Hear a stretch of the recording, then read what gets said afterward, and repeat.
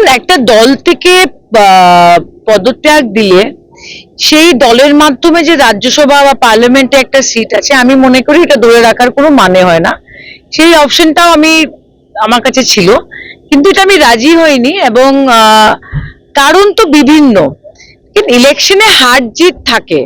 এরকম না যে মমতা বন্দ্যোপাধ্যায় হেরে গেছেন বলে আমি ভয় পেয়ে সরে গেছি বা জিতলে আমি থেকে যেতাম। পয়েন্ট ইজ, হারার পরে যে পরিস্থিতিতে পরিস্থিতি তৈরি হয়েছে দলের ভিতরে, এই পরিস্থিতি দেখার পরে আমার মনে হলো যে হয়তো তৃণমূল কংগ্রেস বেঙ্গলের বাইরে কতটুকু কি করতে পারবে, কতটুকু শক্তি বাড়াতে পারবে বা কতটুকু ধরে রাখতে পারবে, সেটা নিয়ে আমার সন্দেহ ছিল। এবং রাজনীতি আমাকে আসামিই করতে হবে। হ্যাঁ, আমি যদি ভবিষ্যতে নির্বাচনে দাঁড়াতে চাই, আমাকে শিলচরে বা বরাকেই কোনোখানে দাঁড়াতে হবে, বা যদি লোকসভাতে দাঁড়াই আমাকে বরাকেই কোনোখানে দাঁড়াতে হবে। সো ইলেকট্রাল পলিটিক্সকে সামনে রেখে যে আসামে হবে, আমি এই সিদ্ধান্তটা নিয়েছি যে তৃণমূলে থেকে আমার লাভ হবে না। আমি মমতা বন্দ্যোপাধ্যায়ের বিরুদ্ধে কোনো স্টেটমেন্ট দেইনি। উনি আমার সঙ্গে তখন ছিলেন যখন আমার কংগ্রেসে আমি বিপদে ছিলাম। আর আমি এটাও বলবো যে গুরু দক্ষিণা হিসাবে রিপুন বোরা যখন প্রেসিডেন্ট ছিল, যে পজিশনে কংগ্রেস ছিল, তৃণমূল ছিল, এর থেকে বেটার পজিশনে আমি মমতা বন্দ্যোপাধ্যায়ের দলকে আসামে নিয়ে এসেছি শেরমান আলী জিতার পরে। খাতাটা খুলেছি, তো আমার কোনো কি বলবো, মাই কনসিয়েন্স ইজ ক্লিয়ার। এখন প্রশ্নটা হলো নেক্সট স্টেপ কি।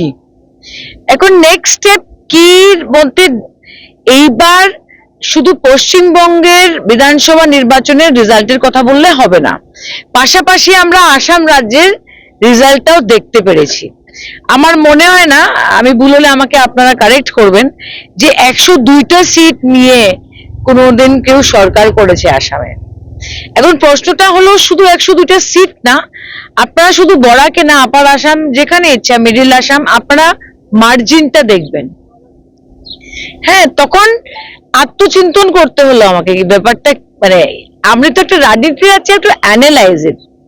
তখন আমরা যখন দরজা বন্ধ করে ক্যামেরা যখন সামনে থাকে না, আমরা যে আত্মচিন্তনটা করি, এটা অন্যরকম আত্মচিন্তন হয়। আর আমি একটা ছোট্ট উদাহরণ দিচ্ছি, যে বরাকের ইনফ্রাস্ট্রাকচারের যে পরিস্থিতি ছিল, আমরা তরুণ গগৈ সরকার দেখেছি, আমরা হেতেশ্বর সাইকার সরকার দেখেছি, আমার প্রয়াত বাবা সন্তোষ মোহন দেব সেন্ট্রাল মিনিস্টার ছিলেন, সিআরএফ এর 63 crores এনেছিলেন, কত চেষ্টা করেছিলেন। বাট দ্য ফ্যাক্ট ইজ, বিজেপির সমালোচনা অনেকে করে যে বিজেপি এই বিজেপি সেই। আমার মনে হয় না এই দুনিয়াতে কোনো দল আছে যার সমালোচনা হয় না, ক্ষমতায় থাকুক আর না থাকুক।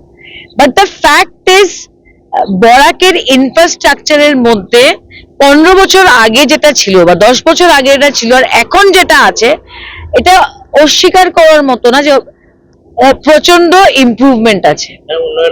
হ্যাঁ, উন্নয়ন হয়েছে।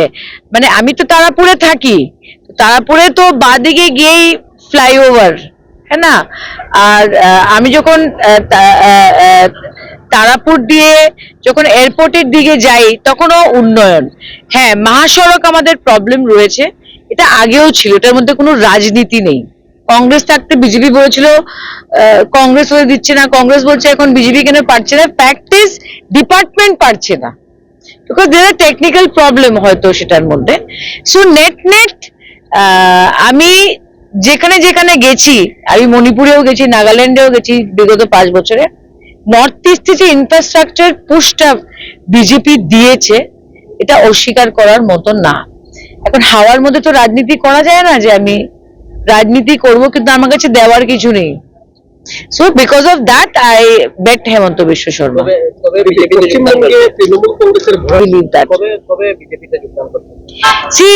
বিজেপি একটা দলে কোনদিন যোগদান করবে, যে যোগদান করছে ওই সিদ্ধান্ত নেয়, যারা যোগদান করাচ্ছে বা করাবে কি না, এটা দল সিদ্ধান্ত নিবে। গতকাল মুখ্যমন্ত্রীর সাথেও আপনার আলোচনা হয়েছে, ডেট ফিক্সড হয়নি?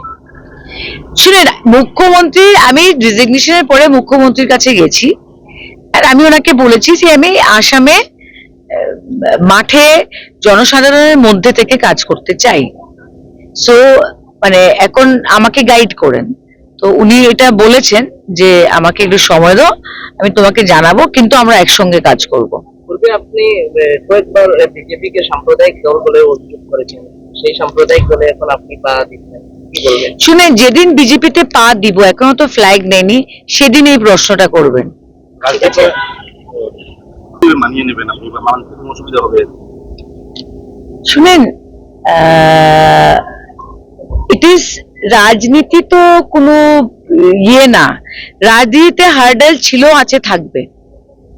হ্যাঁ, একবার আমি এই সন্তোষ দেবের কথাটা বলছি যে আমি বললাম, ইস, গৌতম রায় এত দিকদারি দেয় আমাদের।